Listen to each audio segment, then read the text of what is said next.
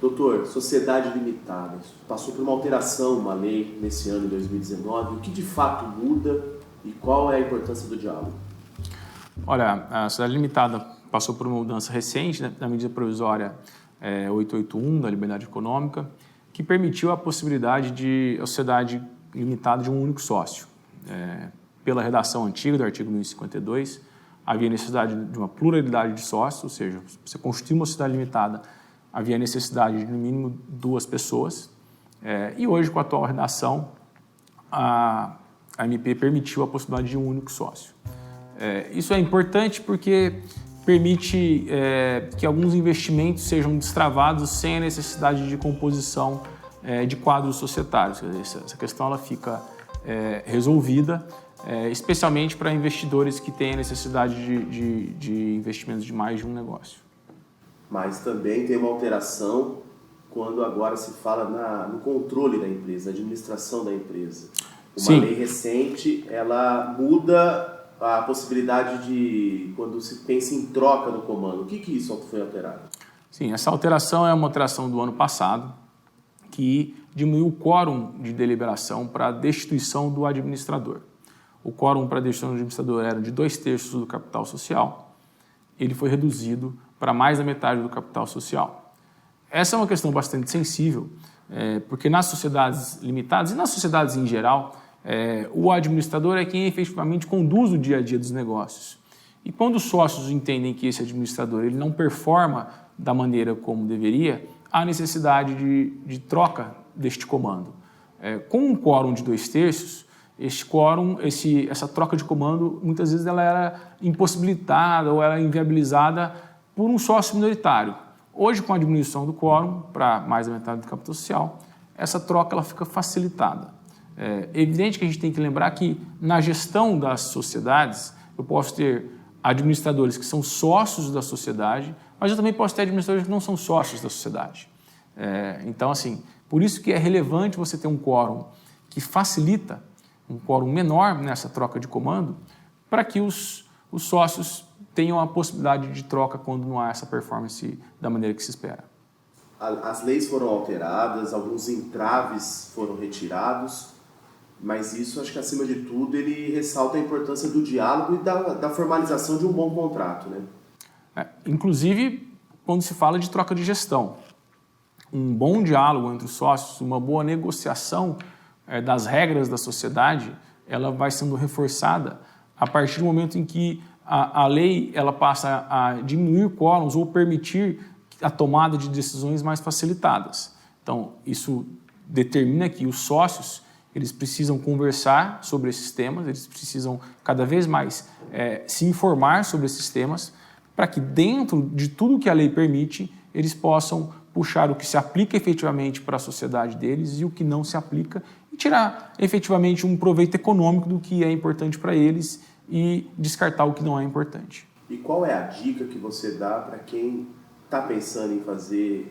entrar numa sociedade limitada? É uma formalização de um bom contrato? Qual que é a dica que você dá para quem vai entrar no mercado desta forma?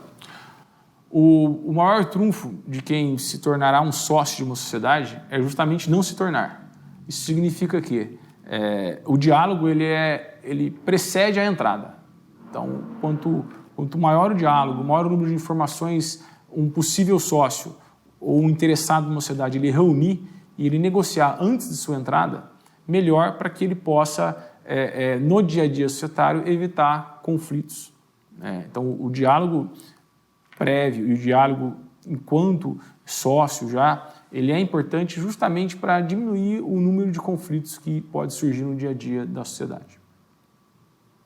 Doutor, além da mudança do quórum mínimo para a mudança do administrador, quais são as outras alterações que essa lei traz?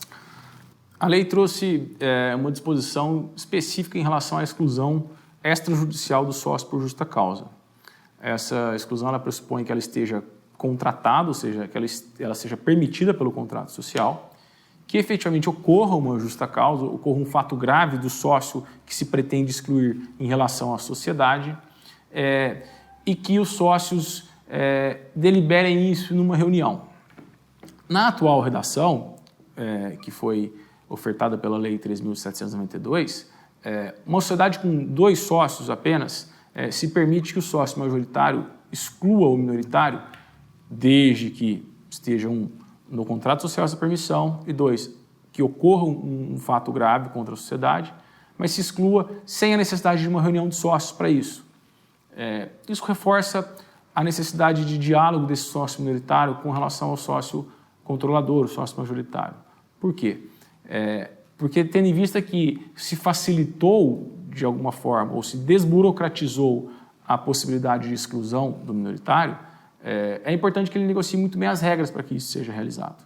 É importante que o contrato social preveja, de maneira clara, primeiro, se realmente os sócios querem esta possibilidade, ou seja, eles querem que a sociedade tenha a permissão da exclusão por justa causa, extrajudicial, e segundo, em que condições, ou uma indicação de quais são efetivamente os fatos graves, ou até mesmo na condição de que se realize uma reunião, porque atualmente a lei atual, de certa maneira, dispensou. Mas os sócios querem que realmente ocorra essa dispensa?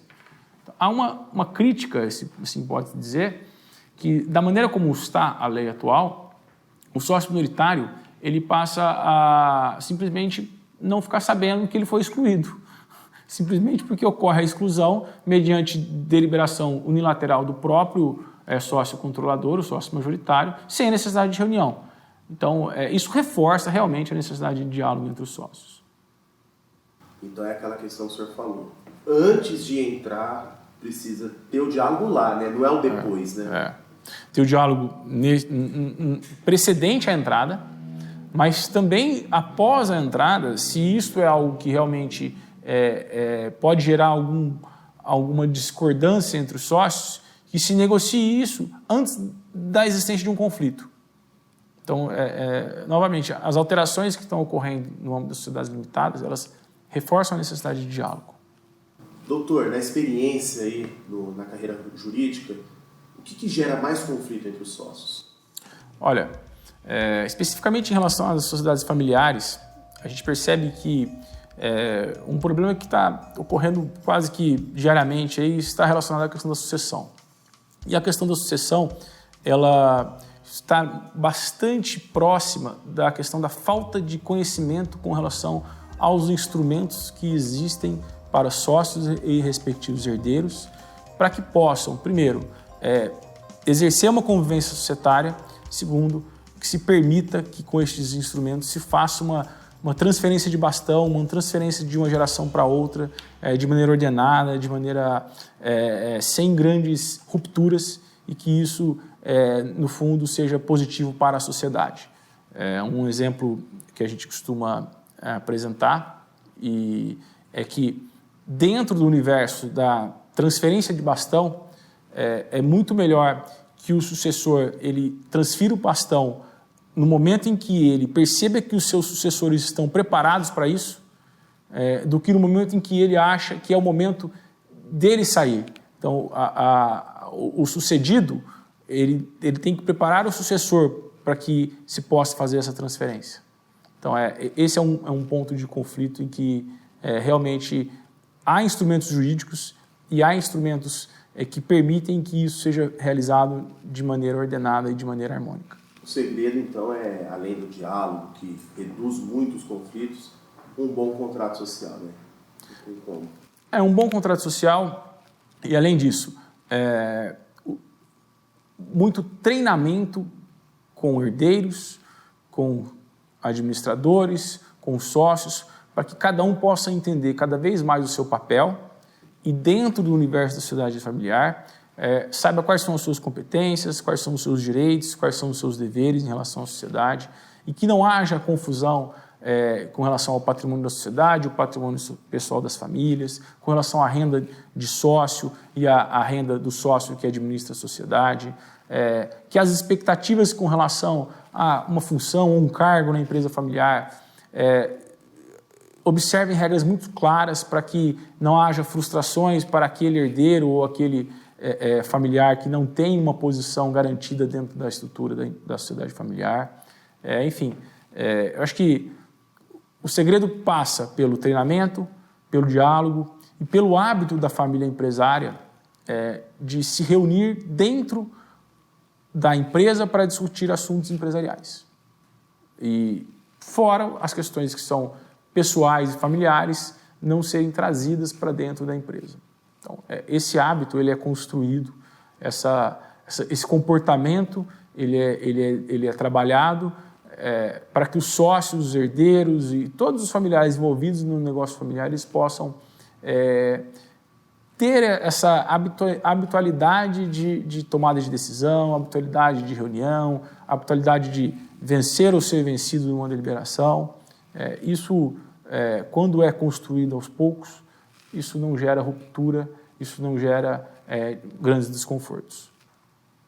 Doutor, quando se fala em empresas familiares, questão de sucessão de empresas de uma forma geral, qual o conselho que o senhor daria? Eu acho que na literatura e na própria experiência a gente sempre observa que são dois os principais conselhos: treinamento e diálogo. Treinamento para que os herdeiros e sucessores realmente conheçam os instrumentos que estão disponíveis para que eles possam aplicar neste processo de sucessão, conheçam seus direitos e deveres, saibam diferenciar o que é uma sucessão do patrimônio do que é uma sucessão da gestão da empresa. Então, eu estou fazendo a sucessão patrimonial, estou transferindo cotas e participações, ou eu estou transferindo poder, estou transferindo a gestão. Isso tem que ficar muito claro entre os herdeiros. E há uma rotina de diálogo. É comum que, muitas vezes, e apesar às vezes do treinamento, dentro do contexto da empresa familiar, quando você une os sócios, os herdeiros, enfim, para conversarem sobre a companhia, sobre o futuro, sobre as deliberações necessárias, esta reunião é a primeira vez que eles fazem isso. Isso tem uma implicação muito clara, que é a falta de hábito de se reunirem, a falta de hábito de decidirem em conjunto, de respeitarem divergências, de saberem a hora que foram vencedores num tema e a hora que são vencidos em outro tema. Enfim, o diálogo ele nasce da repetição do hábito de reunião, deliberação e conversa. Essa repetição, junto com o treinamento, são fundamentais para que se tenha um processo de sucessão nas empresas familiares de maneira harmônica e de maneira de pouca ruptura.